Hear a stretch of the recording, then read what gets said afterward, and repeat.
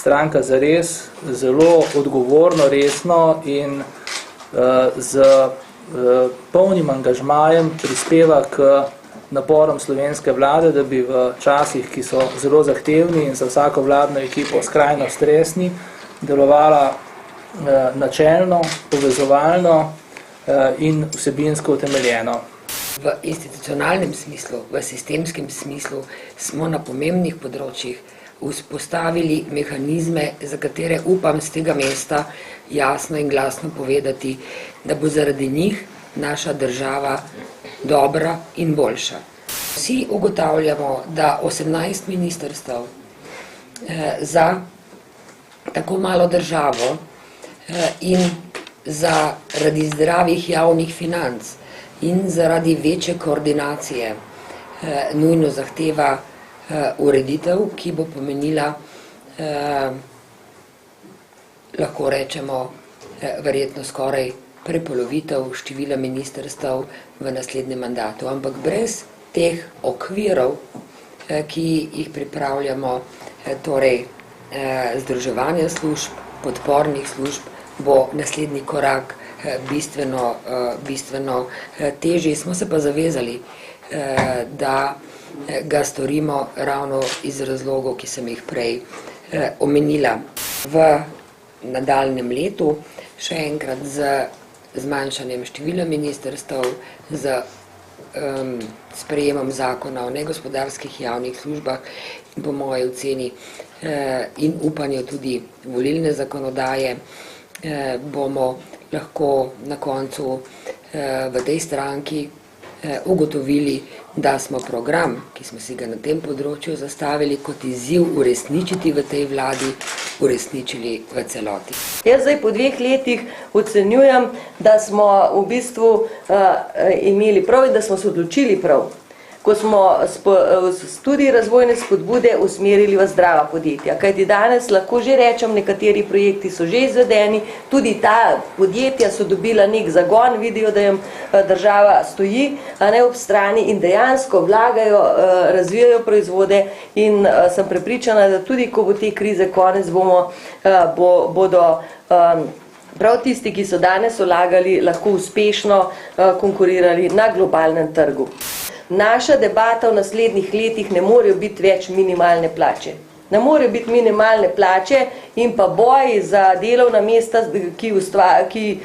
jih lahko plačamo za 500 evri, to sploh ne sme biti več predmet debate v tej državi. Še energetika, 2 pomembna projekta, ali pa 3, lahko rečem, izpeljana v preteklih 2 letih, naj omenim podpis sporazuma Južni tok, naj omenim pridobitev Evropske agencije regulatorjev trga z elektriko, Acer, ki ravno v teh dneh odpira vrata v Sloveniji, to je zelo pomembna pridobitev, prva Evropska agencija, ki jo je dobila katera nova članica, in tretji, mogoče ne tako odmeven projekt, pa vseeno pomemben, uspeli smo pripraviti akcijski načrt za spodbujanje učinkovite rabe energije in vlaganje v obnovljive vire energije. Če si sposodim kakšno ime slovenskega filma, bi lahko rekla, da je za kulturo v ta trenutek celo mogoče 5 minut traja. Spomnimo se velikega Pretnarjevega filma. Zakaj 5 minut? Zaradi tega, ker smo ohranili stabilnost, ker smo v času zelo negotovih gospodarskih in drugih razmer pravzaprav povečevali še sam proračun na področju kulture, ampak ni vse to v povečevanju, ampak tudi v porazdelitvah, reorganizaciji in tudi, bom rekla, pametnih umestitvah. In eno pomembnejših umestitev, če govorim o stabilni kulturi, je vezano tudi na večji pozornosti do nevladnega oziroma do tistih ustvarjalcev, ki bi jim po slovenskem filmu sodeč rekla samorastniki, to se pravi celotno področje ustvarjalcev, ki nimajo te javne varnosti, kot imajo javni uslužbenci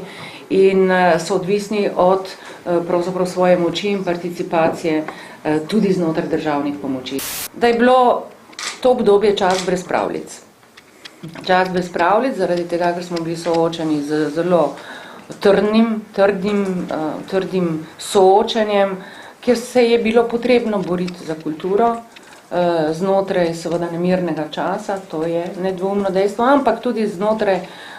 odprave nekih nemirnih ali neprimernih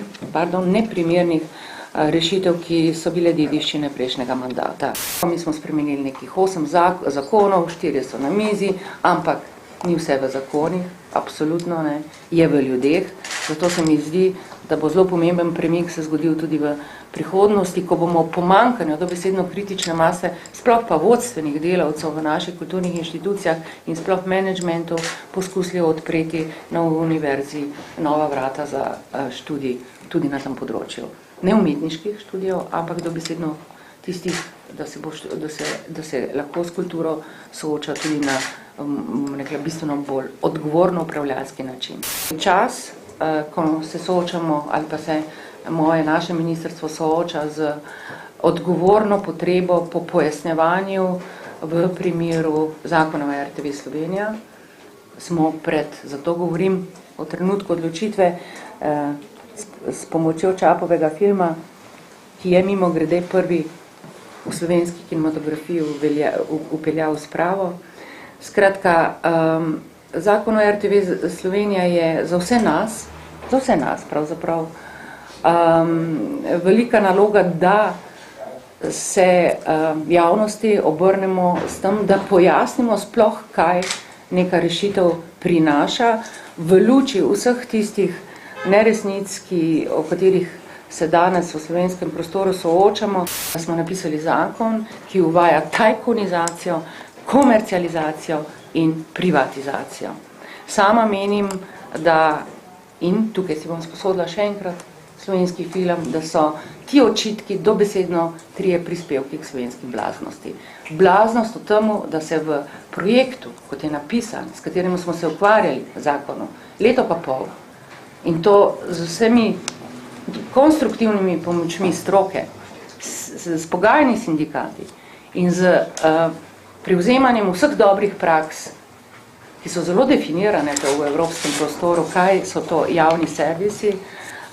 vendarle ne sme zgoditi, da se mu pripiše nekaj, kar on ni. In moja odgovornost in so našo odgovornost vidim v tem, da pojasnimo, da ti 3 prispevki so lažni. Tudi ta sklop tako imenovanega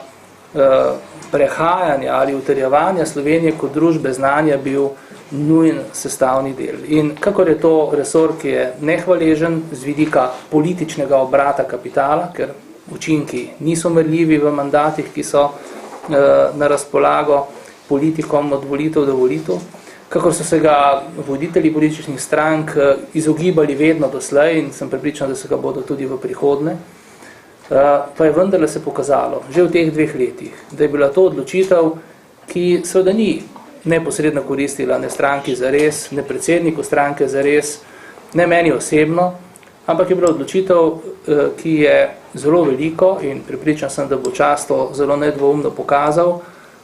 premaknila na področju, ki zadeva to ministrstvo.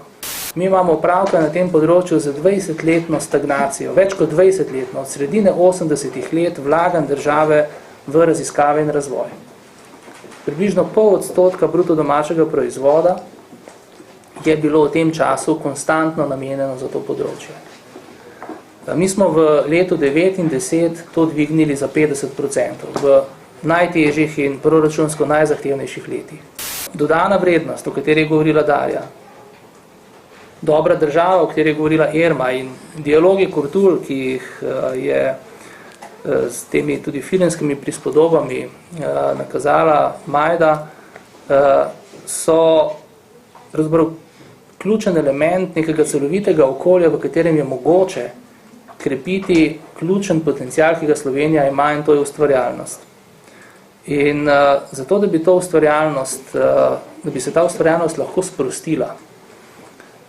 so potrebne predpostavke na različnih ravneh. Če smo v prvem letu, v letu 2009, predvsem z ukrepi, hitrimi, enkratnimi ukrepi, z angažiranjem praktično celote evropskih sredstev, ki so bila na razpolago, skozi uporabo vrsto mehanizmov in instrumentov, kot so centri odličnosti, kompetenčni centri, ki poskušajo z povezovanjem gospodarstva in raziskovalnega potenciala slovenskih institucij znanja premostiti tisti prepad, ki je prevzazijal v teh 20 letih med sferama, ki sta bila predtem bolj povezani, kot sta bili v času, ko smo prevzeli vlado, vodenje vlade oziroma teh resorjev. Potem smo seveda v letošnjem letu pričeli z poskusom, da sistemsko uredimo to področje, da prihodnjih 20 let ne bo spet 20 let, ki bi bile zamujene, ampak da bomo te trende ohranili, da jih bomo institucionalizirali v obliki trdnih zavez, tako javnosti, ki so to vključene, vseh deležnikov, akademske sfere, gospodarskega okolja, kot tudi odločevalcev na ravni vlade, parlamenta in vseh drugih, da bo ostali zavezani temu trendu. Brez tega bo Slovenija zelo težko ne samo dosegala cilje, ki jih imamo vsi pred seboj, ampak tudi ne bo mogla ohraniti tistega, kar danes imamo in s čemer nikakor nismo zadovoljni. Nov nacionalni program razvoja visokega šolstva, nova raziskovalna in inovacijska strategija, ki je v skladu s tistim, kar sem na začetku povedal, sta obe v zelo temeljiti, kritični in živahni javni razpravi od poletja naprej in to bomo zaključili s koncem leta, v prihodnem letu bomo o tem odločili v državnem zboru, sta pravzaprav dokumenta, ki poskušata ustvariti to okolje. Jaz o posameznih projektih, digitalizaciji,